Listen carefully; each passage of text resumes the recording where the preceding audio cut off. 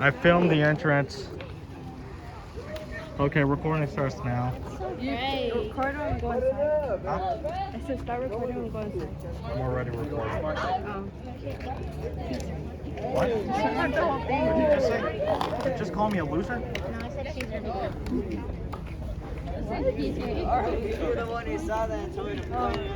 good. Little child, are you being assaulted? Yes. Oh, poor thing. Hobbit, were you assaulting that child over there? Yes. I got you. Hey. Fuck. Go over there, go see him. Damn, you'll be annoyed. Little children. Say hello. Oh my god, my hands are just out. Huh? Say hello. Hello. Hello. Nice and cold.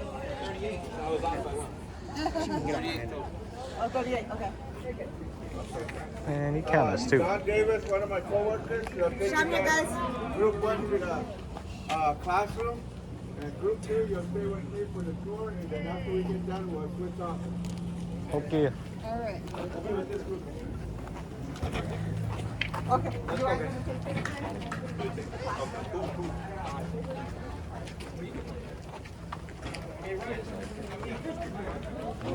Video gonna be.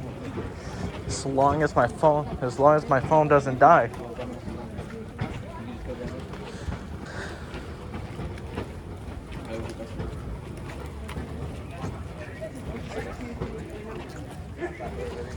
Oh, hi. Oh, sorry. Sorry, didn't mean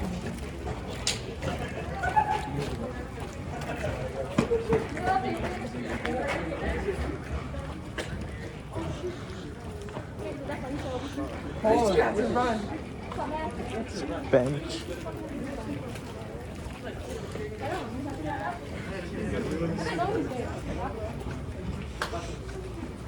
taking it. They're taking us to. There's a white van over there.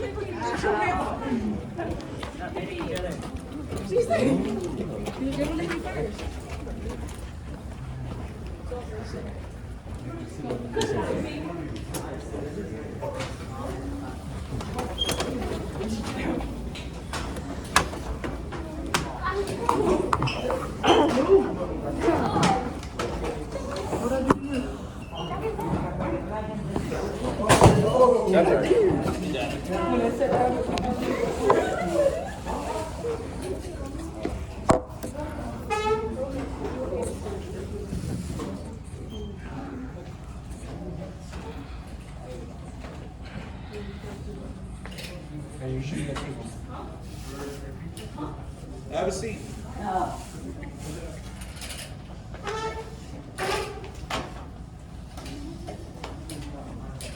Hello, sir. Good morning. Yeah, we're the teachers. My name is Eli Rodriguez. This is Nick Valdez. This is our first 8th grade group right here. 8th graders. 8th graders? Okay. Yes, sir. You might want to move closer if you could. This is kind of like a lunch setup. Good morning, welcome to the Hook America Center. My name is Robert Johnson. I'm the language specialist. I've worked here since 2003, almost 20 years ago, and still here. Teach culture and language. Wakamotham and Pipash. And I teach about the landscape, teach about the birds, teach about the animals. And if you ever look at the Gila River News, I write articles. Not the first issue that comes out at the beginning of the month, but the second issue that comes out in the middle of the month. I always tell people, if you've been saving my articles since 2011, you would have had a book this thick. I'm serious. Go look in the archives. You would have had a book this thick of animals, plants, flowers, birds, landscape, everything under the sun that's Akama Hoffman. And that way, we try to teach to the next generation so you can start speaking your language. Maybe you and Barbara Parsons and Christina's class, Autumn York. Don't be shy, you gotta use your Autumn. Right? Gotta use your Autumn because if you don't use it, you'll lose it. And I'm really a proponent of Optimal Autumn, and I wanna put you on the spot, because I'm a teacher too. I'm an instructor, I'm a language instructor. That's the only thing I do. I teach language, Optimal Autumn and Pipash. What we're gonna do for, somebody can close that back door, please. gonna do is we're gonna, back in 2015, we started making, I wanted to make, I also worked in film when I was in college. So I wrote a documentary, videographer, and what we did was we made a first ever documentary of the winter bird sound. And this shows on Gila River Broadcasting Corporation, but it's something that you should be really proud of because I'm a part of all the work that I put into it, all the camera people, all the script. You don't know how to write a script, go to school, you show you how to write a script, how to cut film, how to put it together, how to put the music in there, how to put the subtitles in there, how to put everything together. So when you see this, you're gonna see a finished production. You're probably gonna learn something, okay? Let me get this program going and you enjoy the movie, documentary, then somebody will get the light. Let me get started here first.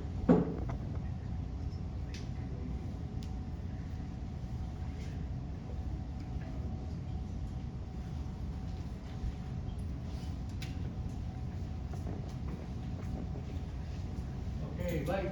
Where's the hat? Is it right?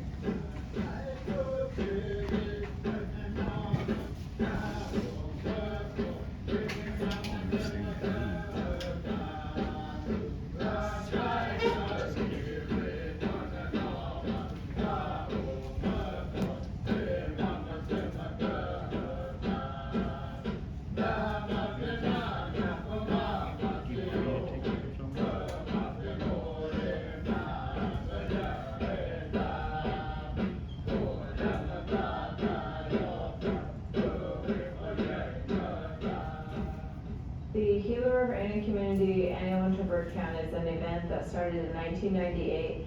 The event brings together our youth, our elders, community members, our friends that surround the community. Participants get to learn about the significance of birds to the community, not only how they play a role in our present day and our future, but also how they play a role in our past and our history. Our understanding of the natural universe is based on the relationship and systems of knowledge that Hoki often developed through living on the land since time immemorial. In particular, Hoki often has established a relationship with the birds that inhabit our present-day community. Well, the birds have always played, a vital role in our way of life, our Kimzek. Everybody sees them every day, or maybe don't even notice them every day, but they're all around us. And since the beginning of time, when Earth Doctor first made the Earth and all the animals on Earth, birds were one of the first ones that were placed on this Earth to live on this Earth. Just from the stories that were at least told to me, and how every part of our life in the beginning mentions of the birds as a brother, I guess you would say, in their belief, they refer to themselves as Wubungar, which is a clanship. So for me, I'm Nuya Wubungar. I'm a Buzzard clan. It has a strong significance on us still to this day. There are birds that have a special spirit power and are deemed very important within our Hemptuck, or way of life. These birds include New, Wahak, Hawthorne, and a few others, all of which must never be harmed in any way due to their sacredness. Each of these sacred birds remains intertwined with our ceremonies, songs, and religious practices. For example, the primary feathers of eagles, hawks, and the great horned owl are used in ceremony for curing, giving thanks, and requesting rain. Birds are the ones that have come to human beings and passed on songs, what we call traditional songs to the people. So we have many series of songs, woodpecker song, blackbird song, macaw songs, and swallow songs, and on down the line. Most of those songs are bird songs. These associations again with the birds through our oral tradition, stories about them that provide some meaningful way for people to live their lives. And And so even the Peebush, I believe, have, their songs are also referred to as bird songs.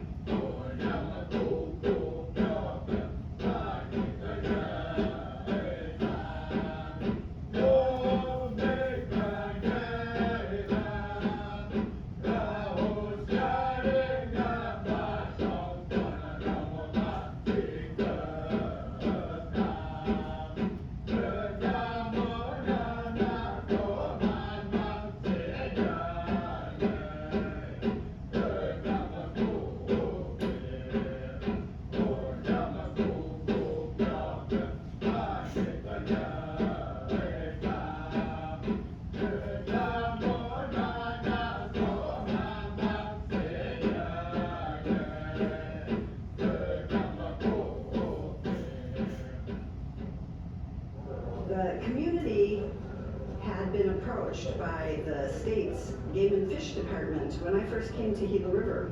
And I came in 1995. I was the first director of the department, and the request from the state to look at birds here and do assessments for the Endangered Species Act were all funneled to the new Department of Environmental Quality.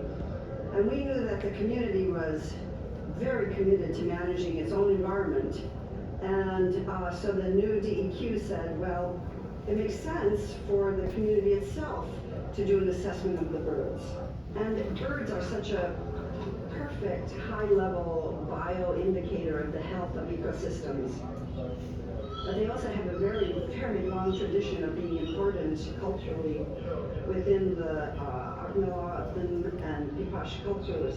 So we thought it was a perfect blend if we had both an event to go out and count birds in the field, and then all get together, celebrate the long-standing rich heritage of the tribes here within the community.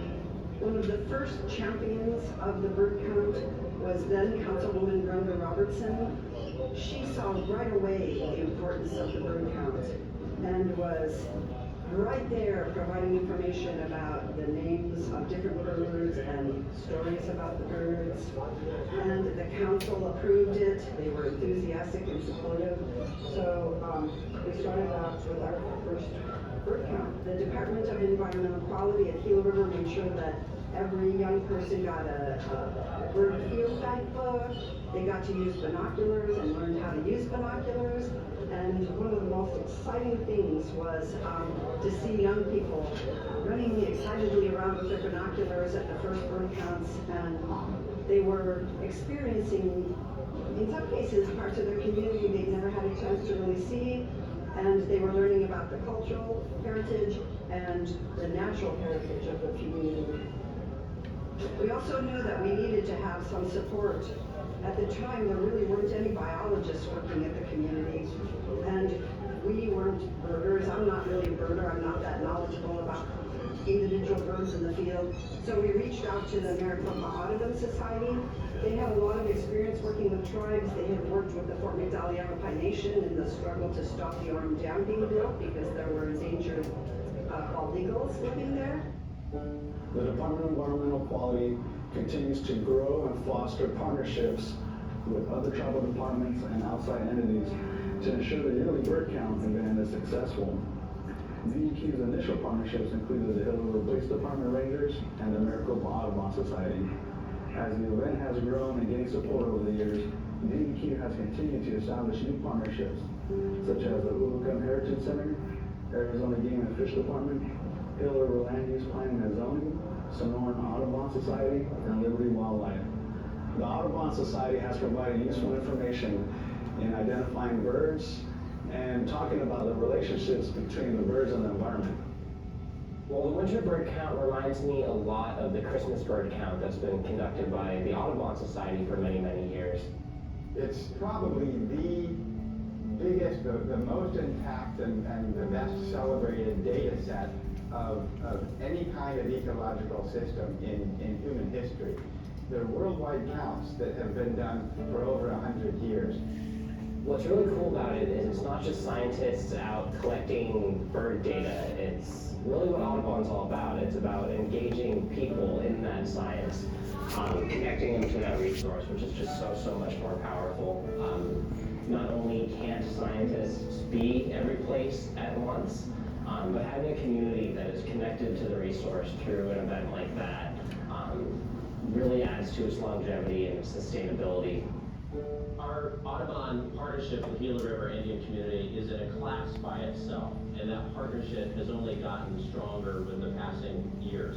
We work closely on a scientific basis with their experts, with our unique Audubon expertise, to take action throughout the state to conserve at-risk bird species, to prevent them from falling into the threatened or, God forbid, the endangered status. We do a lot of things in the community, and one of the things that we enjoy the most is coming out here to the Gila River Indian community so that we can share our knowledge of birds. And I, for one, have been studying birds since I was a little boy. They bring in expertise years, and season after season, these people are out there in the field doing what they love most, which is watching birds or interacting with nature. To share that with people is a very great benefit to me. And then to also, in the same day, to get the benefit of learning more about the Gila River Indian community's culture and history. To me, this is one of the high points of the season. They see what's happening regionally across the Southwest, and they really bring a perspective into the community, that wider view that helps us understand what's happening within the community. So too do community members, people who live here every day and who witness out their windows on their walks what is happening here. Both kinds of knowledge are critical to understanding what's happening ecologically, and so information and participation from both kinds of groups is vital. One of the most important partners for the bird count early on was when the Oogum Heritage Center was established and the fantastic educational program was begun, particularly with Mr. Robert Johnson. Several years back, when the Gila River Arts and Crafts Center closed its doors, the Oogum Heritage Center began to partner with and hold each year's winter bird count. The spacious courtyard at AJC provided the perfect outdoor setting to host the culture event. A place to have lunch together after a morning up in the field enumeration, and listen to respected elders as they told their stories about the birds. And the Heritage Center and Mr. Johnson have provided such critical support to this program by bringing their wonderful knowledge and experience and knowledge of birds, their names, their traditional information, and just a love of the rich cultural heritage of the community.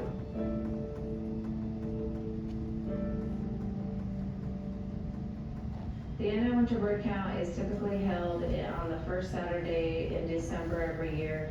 And this is to capture the wintering bird species as they're migrating. The community, it's a significant stop in their journey.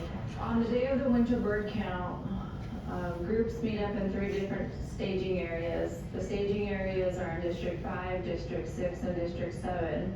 They're issued binoculars, scopes. We'll go out to the 7 different areas in the community, ranging from District 3 out to District 7. We'll spend a little over 2 hours out in the field. It was a good start to the day. We got to know the people in our group. We went out to a stump on the southern part of the land, and we got to see a lot of birds, but even better, I set my scope up so that tribal members could see these birds close up through the telescope, and especially the young people. I like to do that. I love it when the young people get involved and see the natural things, the beautiful, wonderful natural resources, and especially the birds that you have here. when you're doing a bird count like this, it's all about sight and sound. About 60% of your bird IDs are going to come by ear. So there's not a whole lot of equipment you need there other than some good ears. The other is sight though. That's where a good pair of binoculars and possibly even a spotting scope would be really helpful. You have a lot of those wintering waterfowl that can be out on the water at quite a distance, and without a nice scope, they're going to be hard to ID. We're at one of the stops along the Longview airfield, one of the bird counting sites. And here we have a lot of different habitats. So we have a lot of different kinds of birds here. Over here we have ag fields, there's cotton fields on that side, there's alfalfa fields on that side, and all the birds come in from this side over here, which is basically Sonoran desert habitat, mesquite and saltbush. But we're finding a lot of birds here. We also have some subs here, or areas with water, where we get a lot of water birds. We've seen some leaf sandpipers over here. We've seen some great blue herrings, some white egrets, great egrets. Seen some of those water birds over there. And on this side, we've seen some sparrows. We've seen some white-crowned sparrows and loggerhead shrikes. Some of those birds that hang out in the more desert habitat. So we got desert habitat on this side and aquatic habitat and agricultural fields. So we got a mix of habitats and a mix of birds. We've seen some peregrine falcons along the power line over here. We've seen some red-tailed hawks. As we move out of our counting site, we stop at a canal which always has water and fish in it. And today, one of the good birds we seen there was an osprey, which is a primary fisherman. So that whole area has a diverse habitat, and so we got a lot of different birds there today. We have a lot of really common birds in the urban areas that are no surprises, things such as gray-tailed grackles and Eurasian collared doves. Starlings we have a lot of. But when you get out of the urban areas, we also have a really high concentration of owls and some birds that you might not expect out there, at least you might not run into every day, black vultures, things like that. So we have a really rich avifauna or bird community within the Gila River community. We have a lot of aquatic habitats with the agricultural subs we have here in the community. So that brings in a lot of the migrating ducks, the ruddy ducks, the northern shovelers, a number of different species of ducks come in to use the community during the winter months. We also have local birds that are here all year round. The roadrunners, one of them, Gambel's quail, mourning doves. Hey, we're at Site 4, the 960 Sump. Several years ago, I began to lead my own group out here to the 960 Sump during the annual winter bird counting event. This was to ensure that there were enough enumerators to count every possible site. The approach to 960 Sump follows the alignment of the historic Casablanca Canal that was excavated in 1918. The canal was excavated by the Horse-Drawn Fresno Scraper. The 960 Sump consists of two large tailwater ponds that hold runoff from the fields and citrus groves grown by Gila River Farms. The sumps are excavated in the 1980s under the 960 Farm Acre Expansion Plan. The two large sumps are separated by an earthen berm and are usually filled year-round. Tribal members use the site for recreation, mainly fishing and observing the avifauna inhabiting the site. Community rescuers collect their best tributaries from the Goodix Willow and the stands of southern cattail when in season. Over the years, I've recorded many diverse species of birds here at the 960 Sump. I usually bring along different members of my friends and family to join the observation outing. Some rare and exotic species that we have recorded includes the American white pelican, the swan goose, the sandhill crane, white-faced ibis, and black-crowned night heron, to name a few. During the 2013 winter bird count, we held our largest count ever recorded at the Nice-City Summit. 17,819 birds with 24 different species, including enormous flocks of Shababanamakam, black bunting. The name Shababanamakam means that they're ferocious eaters, and probably also means that they can be found in large flocks. Winging out of the desert to the south overhead and heading north toward feeding grounds. Flock after flock winged on by, and we could not count fast enough, and could only make educated guesses as to the numbers. It's always fun for me to get out into the field and to do things in nature, to quantify and to generate those data that scientists love. But it was also, and probably even more so, this event in particular allows me to get out and interact with community members. And one of the really inspiring things for me and fun things for me about this event was to get up at 6 in the morning, to get out in the cold with people, and to walk around. I walked around with some community leaders. I walked around with some little kids who were more enthusiastic about this bird count than probably anyone I've ever done it with. And they were great. They actually helped generate a pretty robust list of species that I probably couldn't have done alone. So it was interacting with the community members, with people who came in from outside of the community to help, and to really witness their enthusiasm and interest in the bird count and the bird species that are present. That really made the day for me. Every year we summarize all of the data that is collected by the field participants, and that data is ultimately put into an annual report. We highlight specific birds that we've seen in great numbers each year, as well as highlight the culturally significant birds that we're seeing over the years and how their data has fluctuated over time. This report provides us a lot of useful information in regards to the health of not only our birds, but our environment and their habitat here within the community. So these seasonal community bird counts, they provide a snapshot of what the birds are doing at that season, at that time. And it really gives us a sense, that data combined with other counts like it, can really give us a good idea of what's out there, where it is, and what areas need to be protected. And on top of that, it engages the community and lets them know that there's these resources out there that are worthy of protection. So when we need them to stand up for it, they're there to do so. We are contributing to that data set, and we are therefore allowing some big investigations to be done using those data and monitoring what birds are doing worldwide. But they also allow us, science nerds like me, to look at these trends and to say, hey, we don't have as many of these birds now as we did 10 or 20 or 100 years ago. And that tells me as a scientist, me as a resource manager, that maybe we should be doing something differently that would allow those populations to return to the normal abundance. The riparian areas of the community have been, there are a few other words to use, than devastated over the last couple of 100 years with different water use priorities in the region. They are bone dry most of the year, and with the disappearance of the riparian areas, of course, there's been a disappearance of all of the birds and insects and mammals and ecological community members that associate with them. It's heartbreaking to look at the historical documents and say, wow, look how rich this community used to be.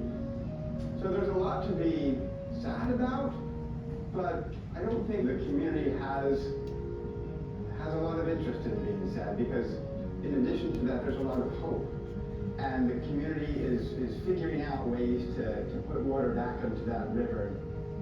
And over the years, we can track changes and trends in the number of species and birds, and maybe relate that to some of the development or the land use changes that are going on.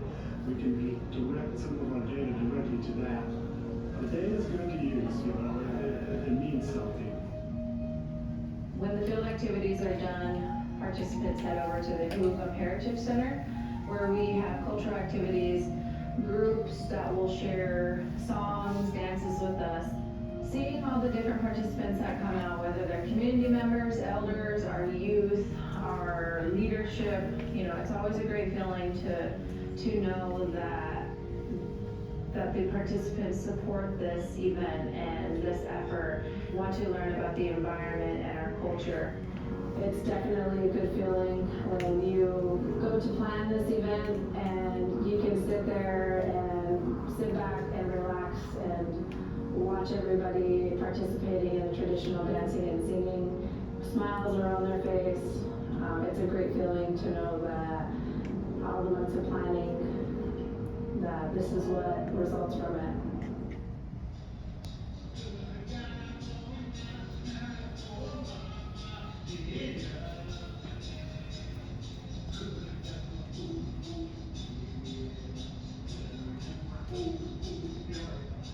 In our song culture, with the Uinta Cumulative, our song culture, it's said that when traditional songs originated, they originated in dreams.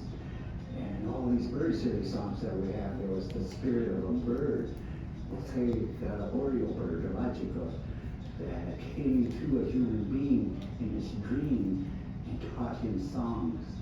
So that was how those songs originated, in dreams. When it comes to tradition and songs, there's many songs of different birds.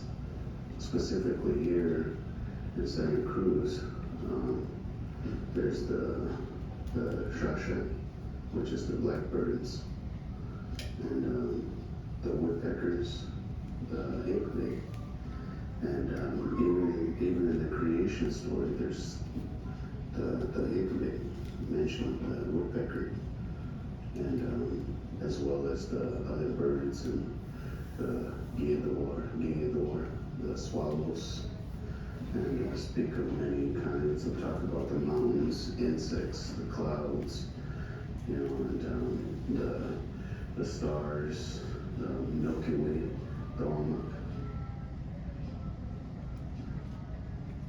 And it's said that if a bird does appear to you in your dream and teaches you song, that you don't tell anybody, you don't share that with anybody, until at such time the spirit ceases to appear to you in your dreams, and then you will know that that's the time to share the songs with the people. And it's from that point on that these songs are shared with the people, and they belong to all the people, the O'odham people. So these are the songs of the people once they are shared from the spirit through the human being to the people. They provide some moral understandings. They utilize the birds and animals and insects to address, you know, a certain person's behavior. Most folks still carry on the traditions and singing and dancing. You know, they have these basket dancers, and they have a song that they sing with them, but yet they use the bird songs, like the swallow songs. They use them in their other Oriole songs, Wapchikuk.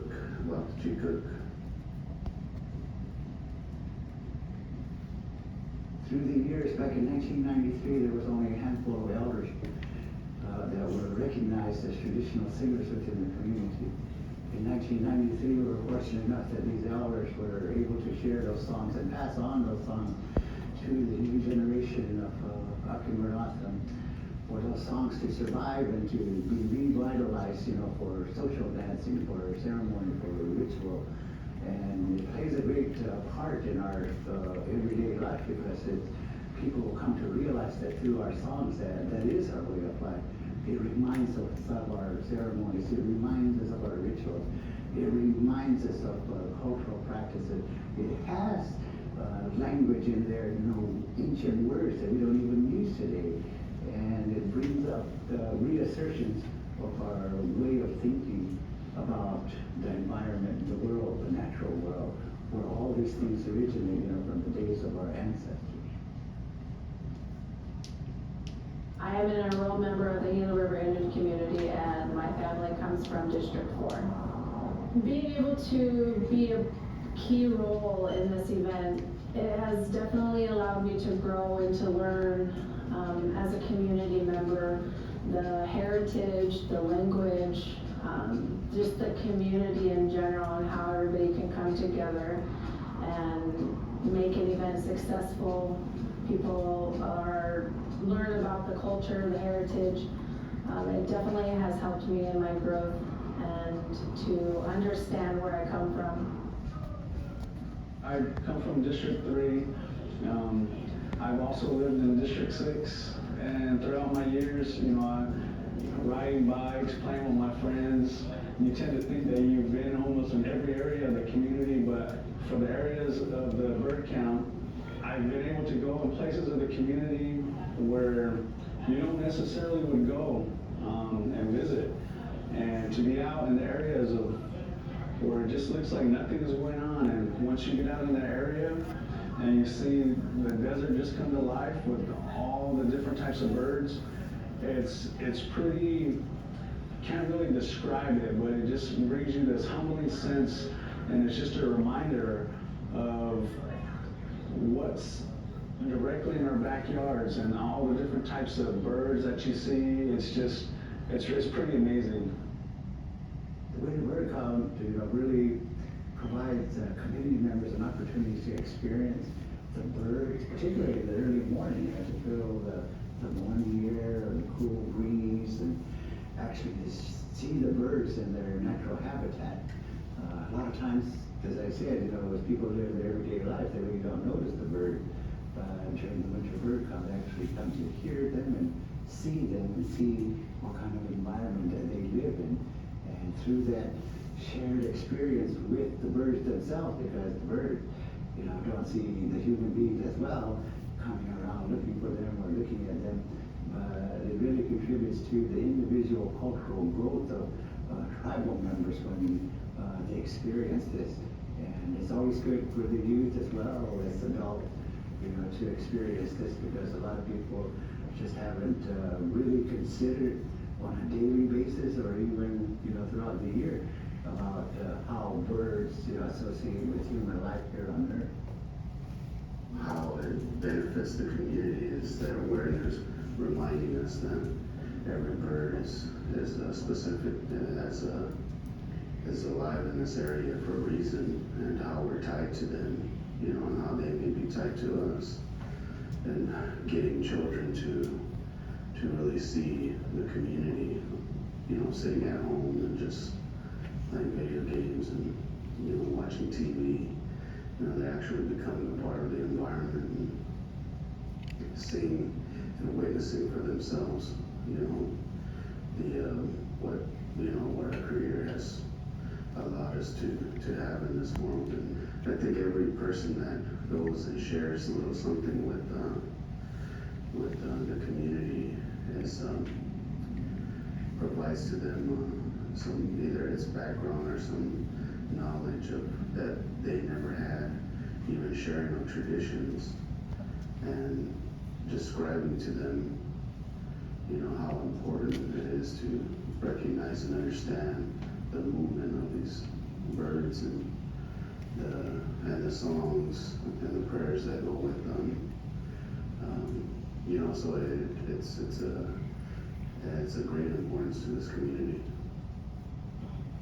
The Gila River Indian community is the only tribal nation in the United States to do its own bird count, and it is widely respected throughout the United States, and I hope that it goes on for many more decades. It really is a day where we all come together as a community, whether it's departments, community members, entities.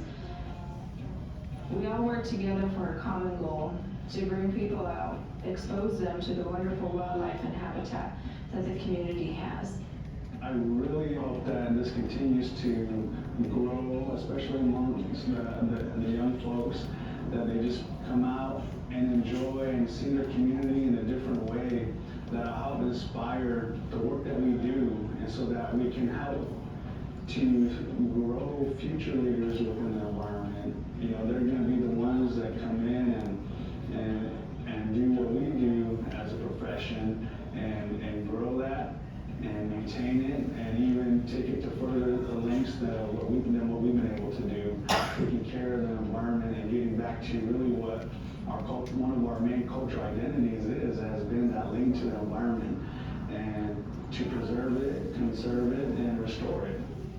All of us, have that respect for all forms of life, animal life, plant life, human life.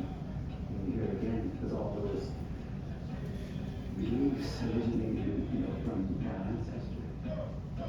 Just having respect and, for what our Creator has given us, and, recognizing the significance, how would you describe that? I would view it as more of a blessing to have all this, especially to be proud to be Native American and Inuit.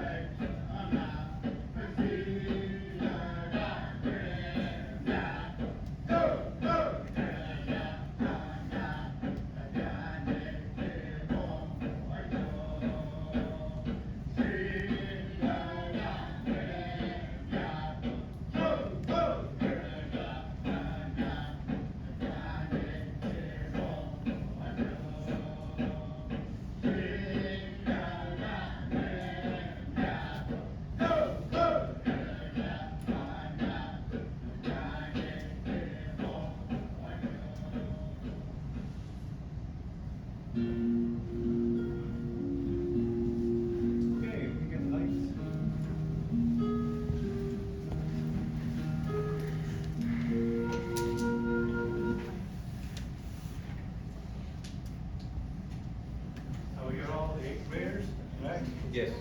Looks like you got the same color. How many of you go to high school?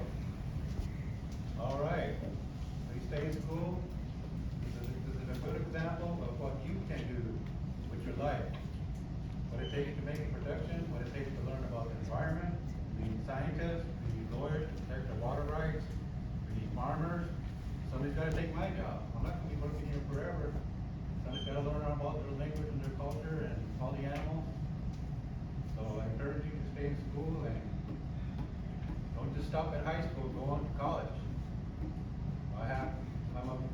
I grew up in a very religious family, and my parents were very strict with me, and I was very strict with my children. Right now, my oldest son, he's a foreman. He works at Desert Diamond Casino, Green Valley, Tucson. He's the leader of his organization. My second daughter works here for Gila River Indian Community. She's an archaeologist. She works for a Cultural Resources Management Program. So she's in the field every day digging, or if she's not digging, she's taking photography. And then my other son is in the Army, 20 years now. I didn't allow my kids to be goofball or join gangs or anything like that. And then my youngest daughter, she just graduated from the University of Arizona 2020 with a B of A degree in political science, public policy, and Indian law. Right now, she's working with the Office of the Prosecutor.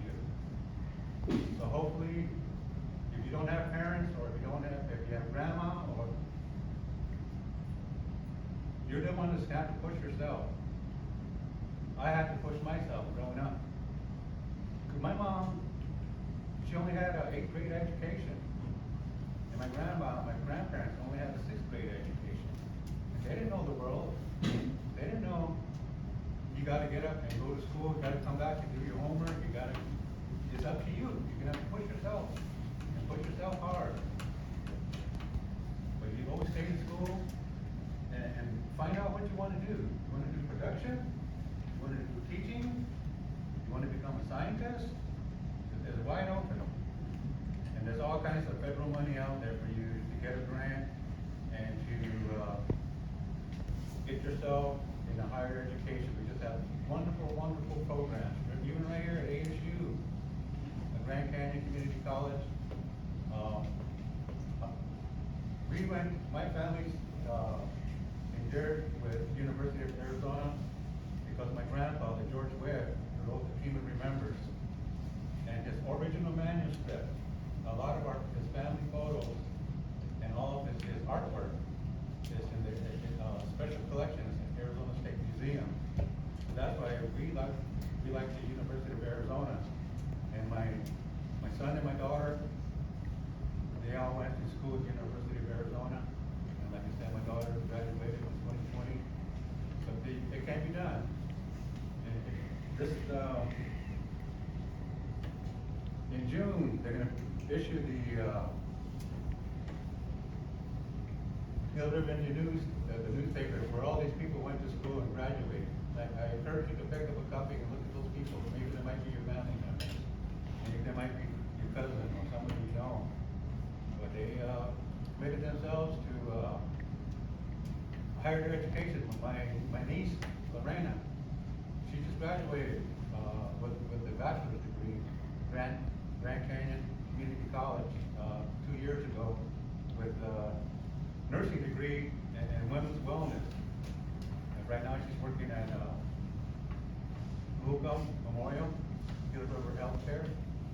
So it feels wide open what you want to do. And I guess right now, if you want to go take a restroom break before you go to the museum, you can go and take a restroom break. Did you get a head count, gentlemen? Yeah, just 20. 20? Okay, yeah, but you can see a lot of cool things in the museum. How many of you been here before? You go from here at the center? Well, very good. Our new museum or the old museum? Oh, the old museum. It's all new. There's a whole new museum there. We have the first floor. We have the second floor.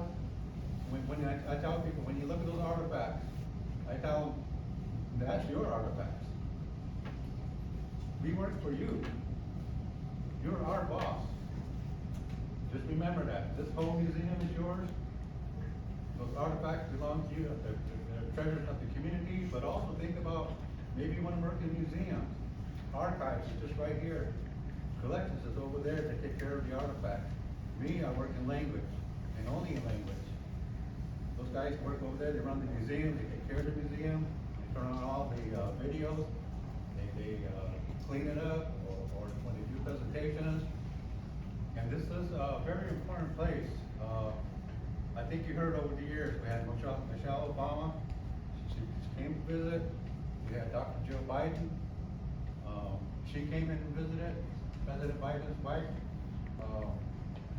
We just had Susan Rice at the beginning of the month. She came, and you can see on the Gila River Facebook, there's a little video about it, where she's over here doing the presentation and visiting things. And then we also had Vice President Kamala Harris.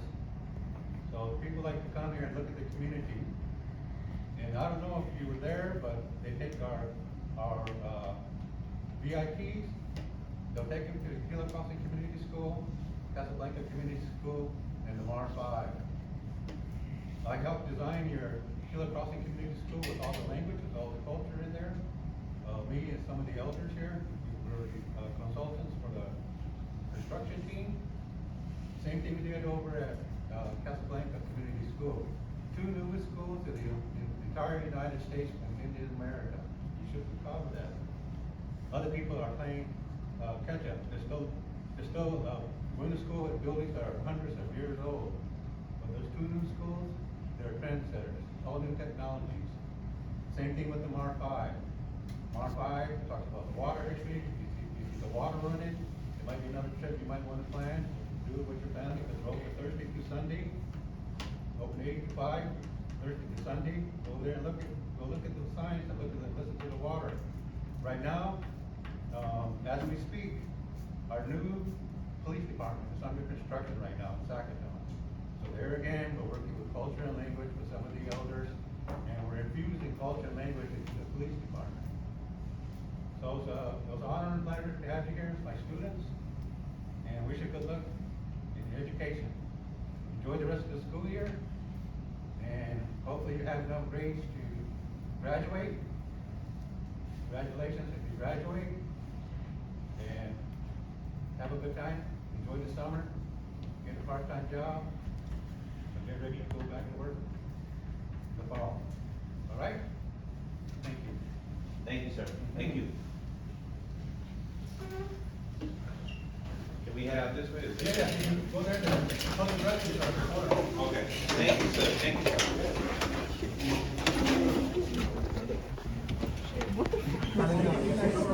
Leave this door open. Yep.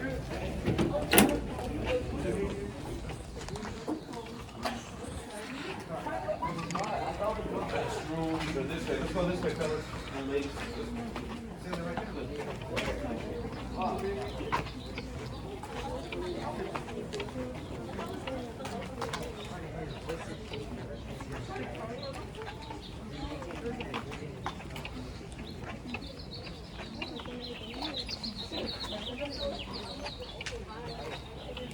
You gotta use the restroom, use the restroom. If not, we'll hang out right here. Bruh, just in that room alone, I already have 15 minutes of film. Look. 51? That's almost an hour. No, really? I fell asleep. Again. Honestly, this place is cool.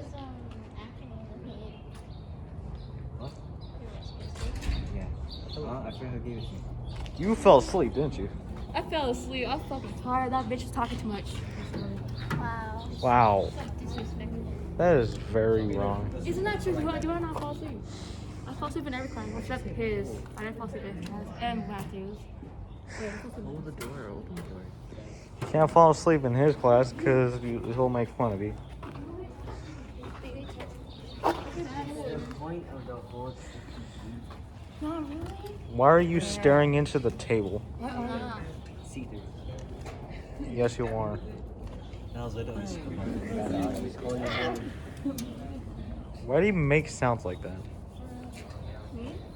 No. Oh, remember when we had these at the old school though? I just said that. He did. Yeah, I know. I was repeating it. I think it used to be like green. No, they were brown, but they're like a brownish black. Yeah, it was like Brownish black, not gray. it was like colors on it too. Where'd you get black from? Or gray? It's just like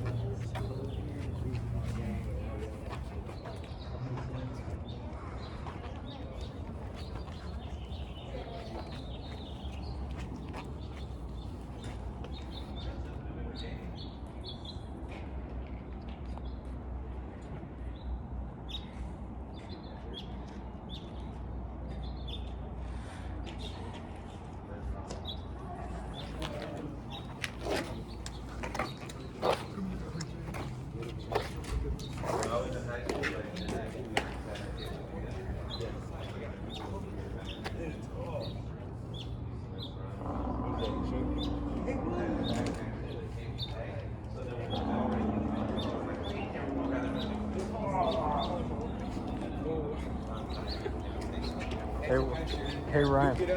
Hey Ryan. Yeah. See that building out there? Shit. Is it? Maybe. Maybe just paint. Wow, why'd you use the stairs?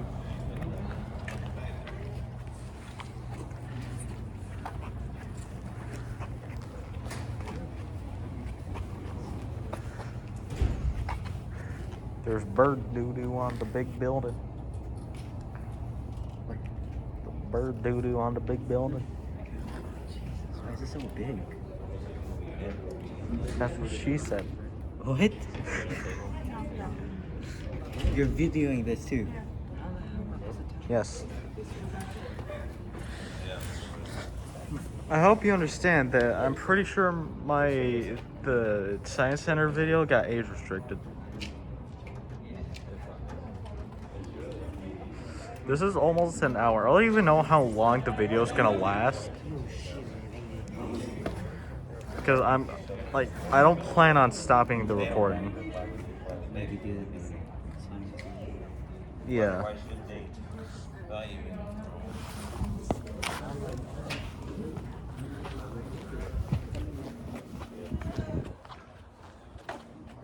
Take your hoodie off. Take off your hoodie, Hobbit. Fuck you. Why? Why are you mean all of a sudden? I'm nice. I'm a good kid. Nice as mother. I'm a good kid. That's funny. My mother cares about me. Yeah, I care about my kid. Okay. I'm a child. He's my children. He's my child. Wait. He's my kid. I'm a child. Wait, so that this ain't math in here. Then why is he taller? He gets that for her. You know how like people get, when people get old, they get shorter. Oh yeah. She's really old. So She's my old mother. Very old. My kid. So really old mother. No, she needs the hunched over back. Oh yeah. We said hunch your back, not really old mother here. We said hunch your back, not look like you're having a seizure. They said hunch your back, not look like you're having a seizure. Christ. Pipes.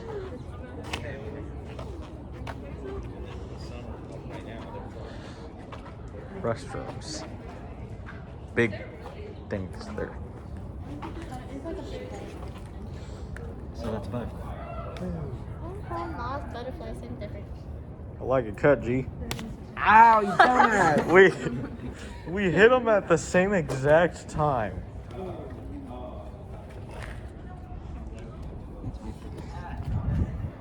Ellie, if you continue to complain like that, I'm going to slap you in the shoulder.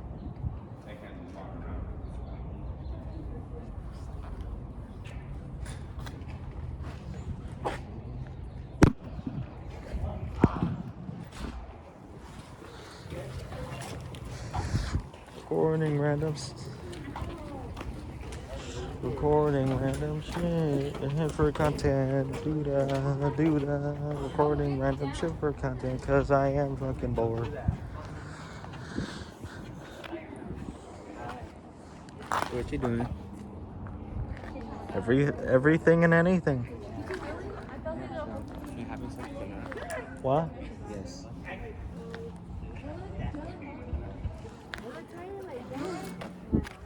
How you doing? I'm okay. You're a monkey. Thank you. No. Don't touch that. I know. I was like this. I was just trying to keep my head up and not from tearing because bitch. Why? What did I do to you? I didn't do anything to you, right? Fuck you, Hobbit.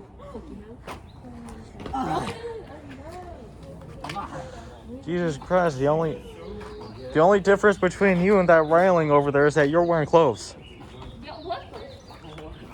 Dirty asshole. Hell yeah. How you doing?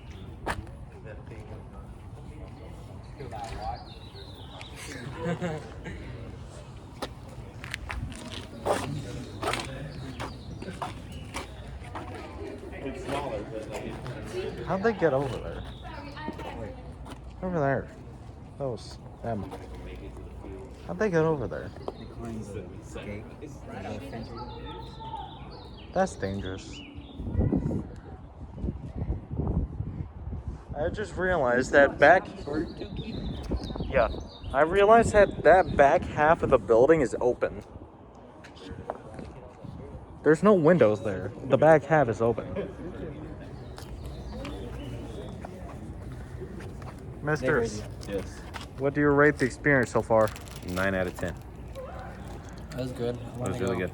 He wants to go to the bird count. I want to go to the bird count this year. Yeah. What? In December. Mr. Flores runs it. What would make your extra one to make it a 10 out of 10? Seeing you guys actually care more about your culture. To be honest. Exactly. I mean, you had kids with their heads down, kids that just took no interest. That's very sad to see. Like, this is your culture, and you know, a lot of you just don't care. Yeah. I mean, I was filming the entire thing. No, we're not saying everybody. I was But- daydreaming the whole time. Yes. Case in point, get him on camera. What was he doing? I was daydreaming. He was daydreaming. Got exposed. I do that in every class. You get exposed every class? That too. I do. You get exposed every class? Mostly in math. That's why I don't learn anything. I try to stop. You just exposed yourself twice. You just exposed yourself after being exposed. You exposed your exposition. That's funny. But yeah, that would make it a 10 out of 10. Yeah, seeing more interest, seeing more engagement. You know, like nobody even like raised their hand. Was like, how many birds do we have? You know, how many clans are there that are named after the different types of birds? That's my question. Like how many? Because in every tribe has clans, and usually the clans are named after like something in their environment. Usually clans are named after animals or after, you know, a plant or so. You know, they have different names. So like I know that your tribe has clans. Like that's a question that I got. Like how many clans are there? And then like what are they? Like name some. You know what I mean? Like, for Irish, like our last name is our clan. Right. That's not the same for you guys. Your last names are forced upon you by the U.S. government. Right. Mine's next.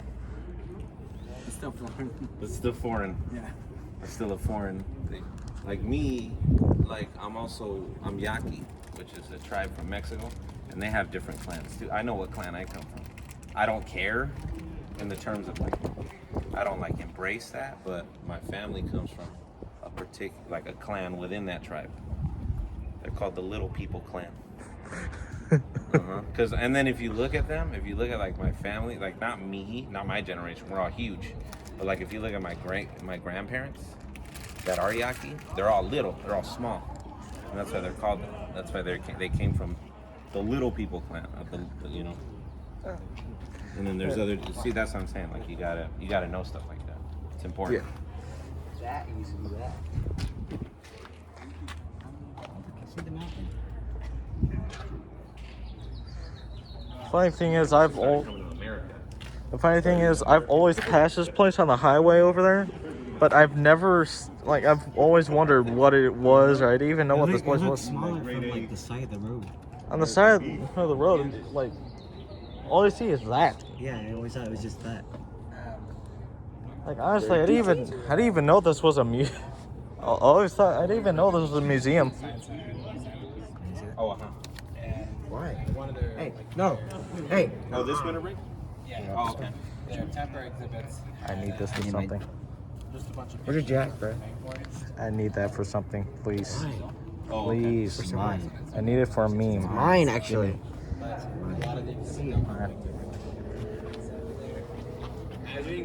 Big Head, what are you doing? Don't call me. What? Oh, okay. Yeah. Some of those. What? Yeah, some of them like such limited. You don't like the name Big Head? Okay.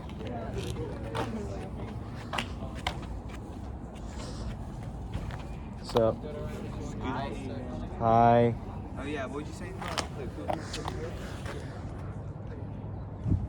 I'm just recording random shit at this point.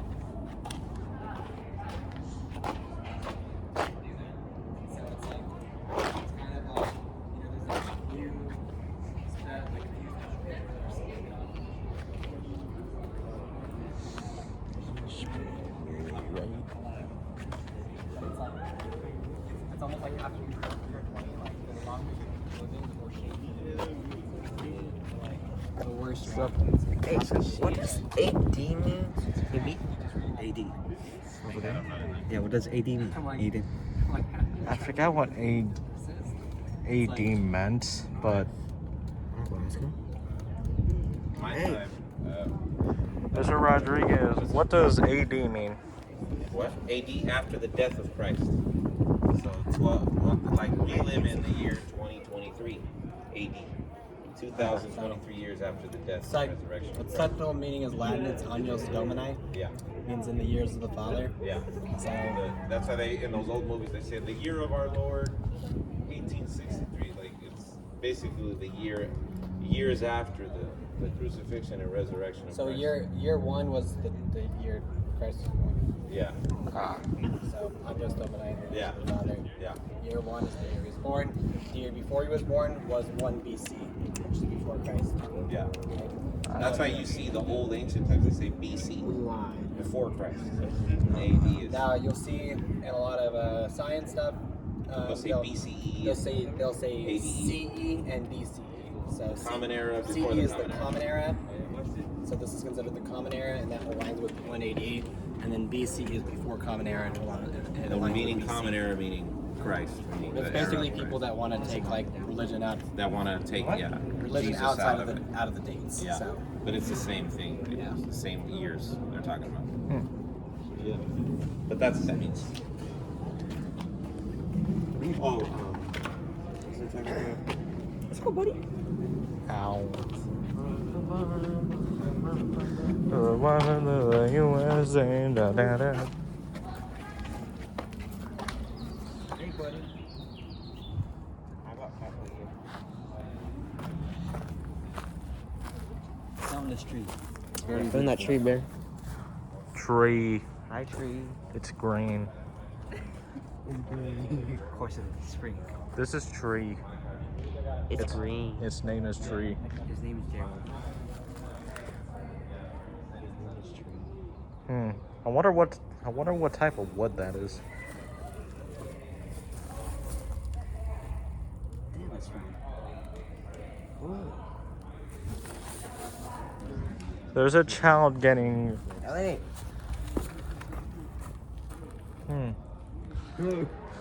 Wonder what type of dog this is. Nothing. What the hell's on my shoes? What's this? Yeah.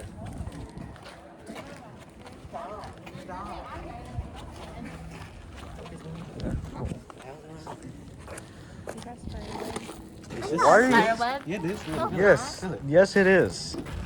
Why is it so thick? Because it's that's. Wait. Why are you scared of a spider web? There's nothing on there. What are you doing, Ben? Stop. It's literally it's on you. You're lying. It's not a firework. Ellie, why are you so scared of it? What do you mean? Why I'm not were scared you obviously were? I'm gonna go walk on. I'm gonna walk along the USA. Da, da, da. Wow, a tree.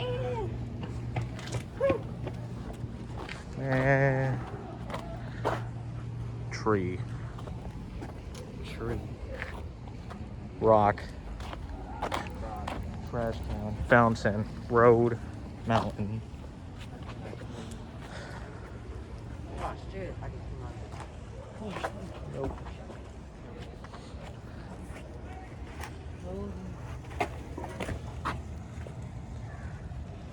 A crater? Yes. Crater? Excuse me. Wait, hold on. I'm gonna go on the other side. What?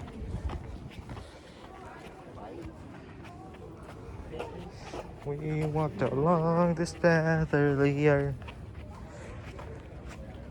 Spider webs. Spooderman. tree. Yeah. I like trees. Don't you like trees? Yeah. Trees are. You guys like spiders? Do you like trees? I like that. Ah. Wait, is that an actual spider? Ooh. Wait, let me see. Let me see. I'm trying to film it. No.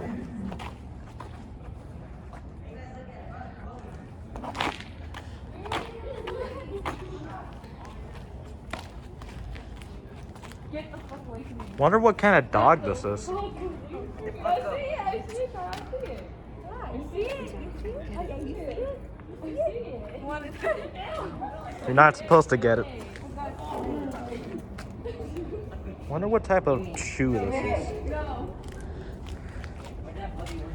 The bugly. It's over there. Where? There's a bitch. Wait, no. There's a big bug Like over a there. big bug. What's up, bitch? Hi. Look, it's a gnome. It's a real life Yeah, I like gnome. spiderwebs. Spider, there you go. Where? Bitch. Damn it, Ken doesn't want to come off. Take it. Damn it. Okay, here you go. Down, bitch. What? The fuck? Ew. It's cigarettes. Oh, give it to Ellie. I don't have pockets. So like, what's this? Like, what's like? There's something on it's your a nose. scar. My scar. Oh, Spiderwebs. Sick. spider. So Are like, you recording a whole vlog? yes, I already have an hour film. An Look, hour film? Damn. I'm recording the entire thing. Because that's a mistake I made back at the whatchamacallit, the science center. I didn't film it. I didn't film the science center, so I have to film this. Yeah. Hold on. Okay. Gonna do some stupid shit. Doo-dee-doo-dah. Oh, look at. Gonna do some stupid stuff. Doo-doo-dah-day.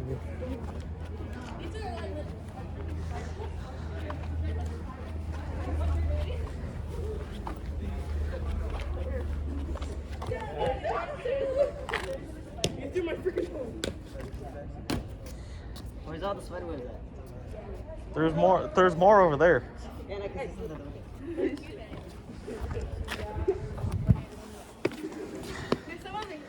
Nah. Oh, where'd you go? Where'd you go?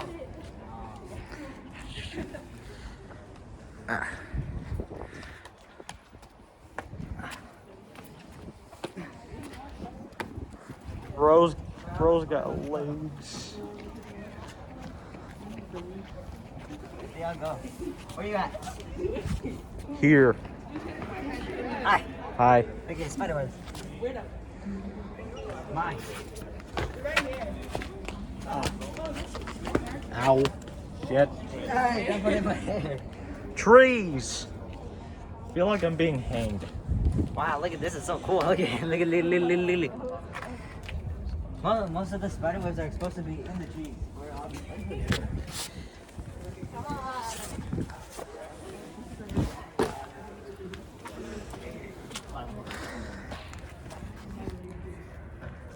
Hi, buddy. Where did Vina and Fuck you too. over there, bro?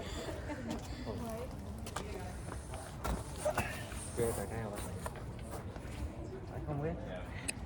Man. You come with? Sure. Hey, fat boy.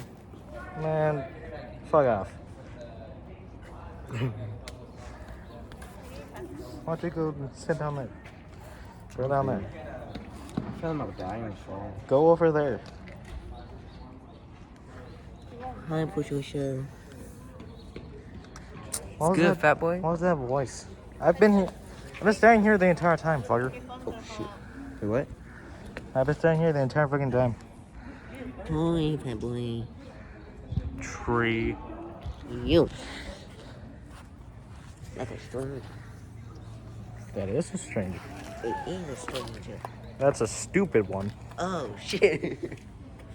Bye, stranger.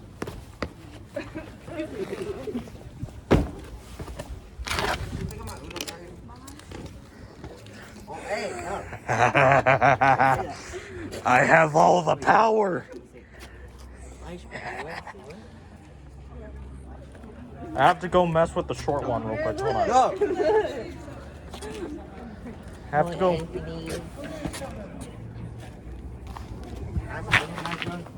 No, I have to go mess with the short one real quick. Bruh. I have to go mess with the short one. Got more spider webs. Spider web. You're a bitch. Damn, calm down. What'd you say? Fuck you. You fucking another Anthony. Another Anthony. I called him a bitch. He put like that. Oh shit, there's a spider right here. Take it. Really? Where is he? Where is he? Take that. Oh no, right there is. Right Oh there. my god, it's a little buddy. Look at it. This battery won't make you feel alive. Really? Yeah, look at here. He's alive and moving. Look at him. He's a spider. He's so cool. Where is he? He's down there, like under there. He's all over there. Hey, look, I got more spider webs than you do. Why?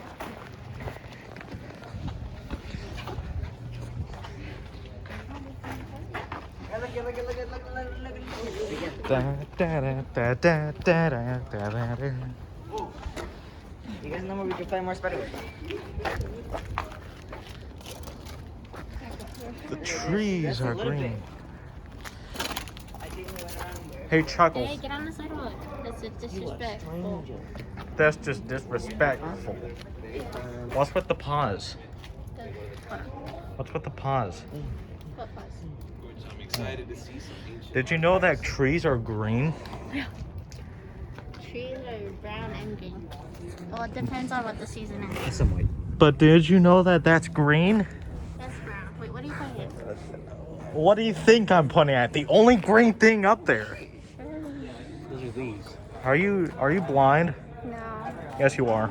Says the one wearing glasses. Says the one squinting like an Asian. Cheeto nuts. Why squint? What's that supposed to do? I don't know. No, you can. I can't, but I do. Hey Ollie, there's a spider web behind you.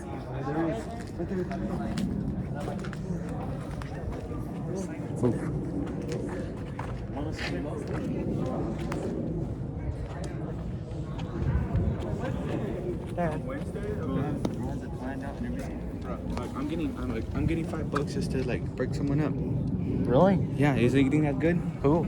Like, I can't say it. You probably found out right now. Hi. Hi. How you doing? Really good. Almost killed each other. This is Sparta. No, hold on. This is how you do it. No.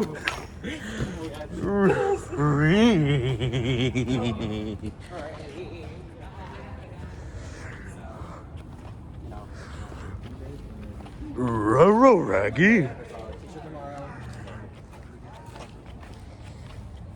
Look at Aiden. This is the result of my spider.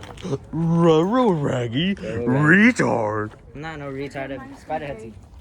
Oh, what happened to all your spider webs? No, where'd he go? I give it to Mary. Why couldn't you give it to me? Because you are okay. No.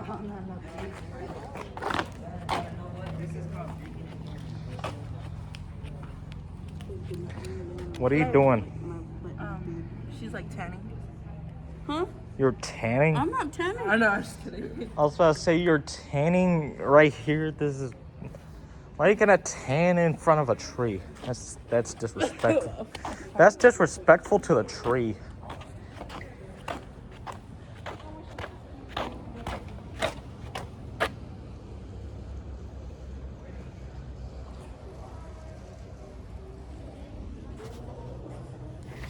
Walls.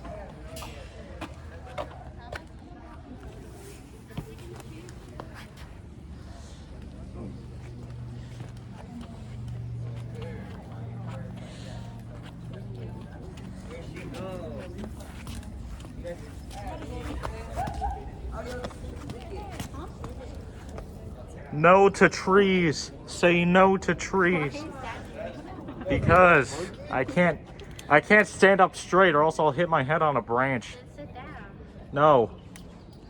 I don't want to.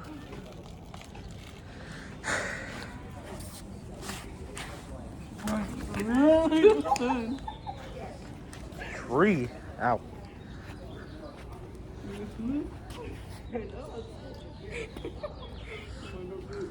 Tree. I gotta put my headphones on. Yeah. Ow.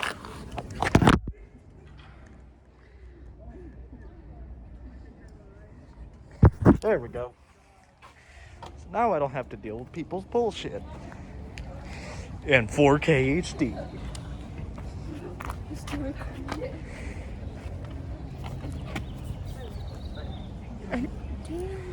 Honestly, my old phone would cut out at 30 minutes.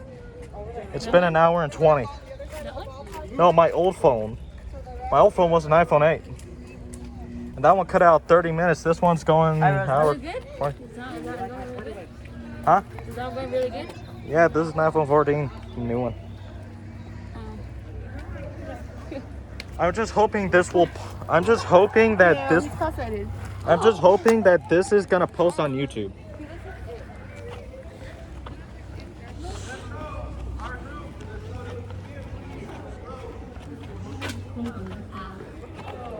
Wait, are we going that way? Why do you have stuff in your hair? You have tree in your hair. You have leaves. You want to be the one. You want to be the one talking like you got a lot of stuff on your back. Really? Yes. Oh. Wait, can we go in there? You that lazy guy and open the door? Oh, dang, that's a lot. We're not allowed to open doors.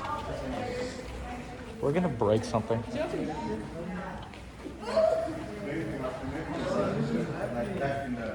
What are you doing? They lined them up and they said, a brother could be here and a brother could be here. And they give you two different lots. So that's why when we introduce ourselves, we're going to do a parent and a grandparent. Okay. And then Don't worry, I got you. Turn around. back to Idaho, we're home, so we can be here to teach My last one comes from here.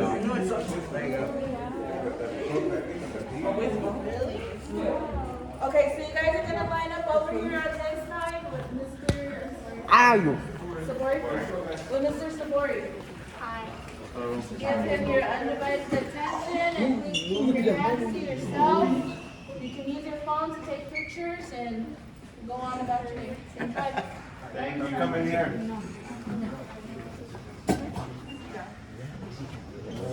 Excuse me, Ali. I have to get in front.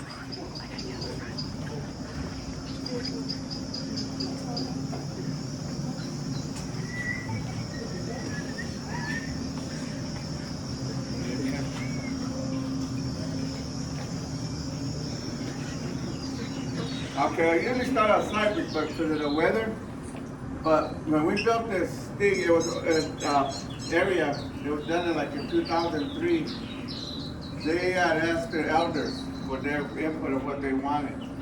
So what they wanted kind of, if you look at the berm, it represents on the outside of that big berm, it represents a potting church that's coming out of the ground with this thing. It represents a lot of excavations they did.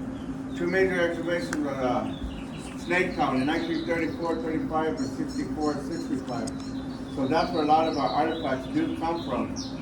On the inside, you'll see river rock that represents some of our rivers, and the steps on it, that represents our carriage farming that we still do in, you go down I-10 towards Constrand and you'll see the Little Farms. We still farm that way. We've been doing it for thousands of years, the way carriage farming is. And you'll see it over there. I know a lot of people go through it, they don't recognize or don't see it because they're just farms.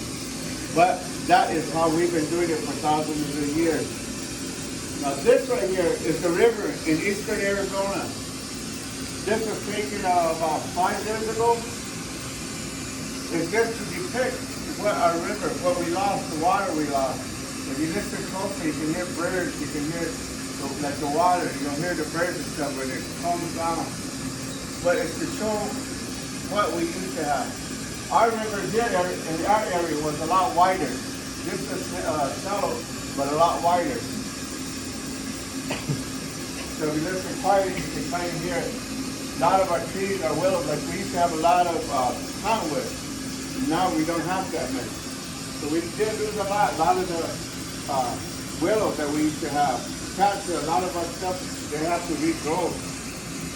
So that's what this is a picture. This is all what we've lost. You know, there's two tribes here. Pequot, which was Norwich and East, they came from Colorado River and Helena Bend area, into our area about the late 1700s. But this is many Alkmaars that have been here for thousands of years. And it is what we call river people, because we relied on the river so much. So we'll come in here. Thank you.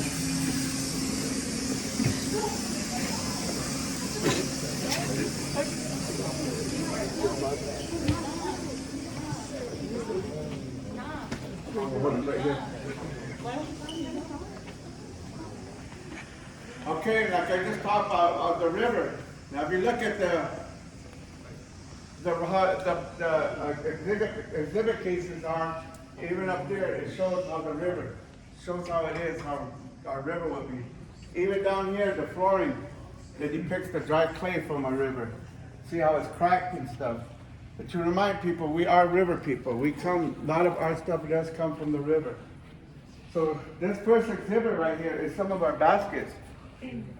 This is what the Acoma and Pima are famous for, are this type of basketry, known all over the world. I've been all over the United States and a lot of the museums, and a lot of repositories do have a lot of our baskets in them.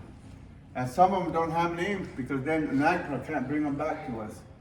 So they do have, our baskets are even in Europe. So this is what the designs that we do have. They do hold water. A lot of them do hold water. And that's what a lot of people don't understand, or some people are amazed because some of their baskets say they don't, they leak. But ours actually do hold water. They are so skilled and they weave it so tight.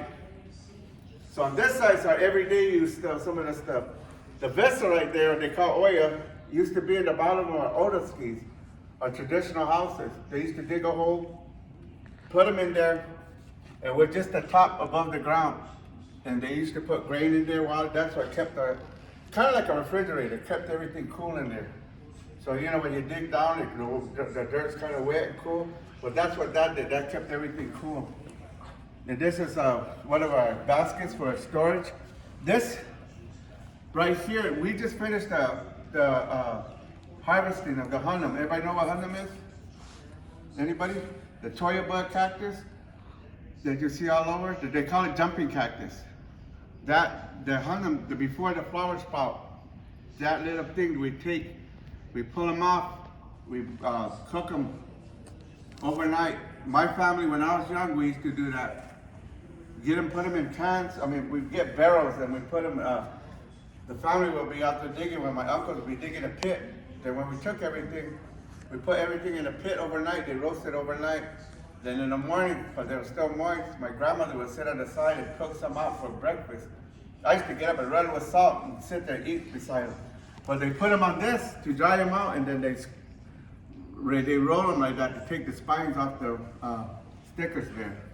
And those you can save for 10, 15 years. All you have to do is rehydrate them. People, now they put them in beans, they put them by the side. We used to eat them with just fry them with onions. And this right here, like this water, this oil right here. When I was young, we didn't have running water. I'm from District 6, I'm from Kamat. We didn't have running water till about 9 years old, 9, 10 years old.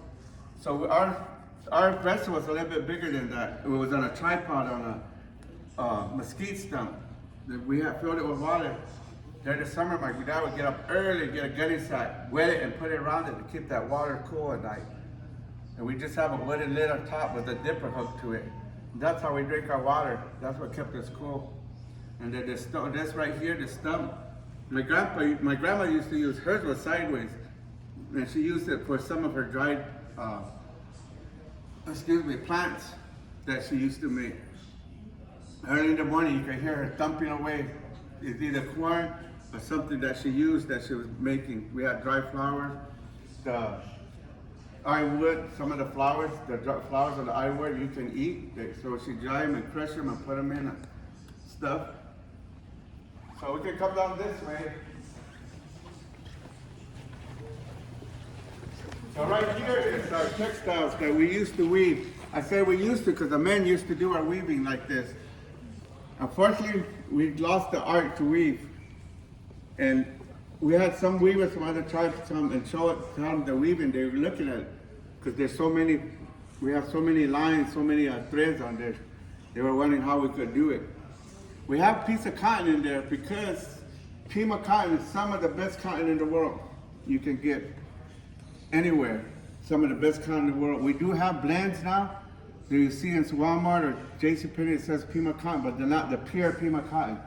Pure Pima cotton is sent overseas to where they send it to where they get the Egyptian linen, the 1,200, 1,400 count linen, which are very, very expensive, like only the people that have money can buy. And so that's why that's some of the best cotton in the world you can get. They still grow it. You can tell the difference. It's a short bush. It's not as high as the other ones. But that's why that's in there to show how the cotton was. This one right here, this little thing, this showing our shell work, some of our shell work. And some of these shell work are over 1,000 years old. You have to look at these carvings. They didn't have a Dremel file. I don't know how they did it back then. We have a tattoo kit, a hairbrush, and this mesquite which they got the black dye from. Tattoos, a lot of them I know, mainly the women wore. When women did their coming of age ceremony, they tattooed their eyes right here. They put dots, 3 to 4 dots, and that shows that they did their ceremony. So you guys your age, if you guys did that, you put your dots, you guys have to treat them like women because they are of age now. They are women. It doesn't matter like you're 13 or 14, but you did your thing of becoming a woman. So you are considered a woman and you're expected to do women duties. But with those dots, that's how you are supposed to be, to show that you've done it. It's not a bragging thing, it's just to show that you're a woman now, that you are expected to do those kind of duties. On this side is what the other tribe, the Pipas or Maricopa. This is what they're famous for, this type of pottery with this design. If you look at this second shop, that's all a dinner set right there.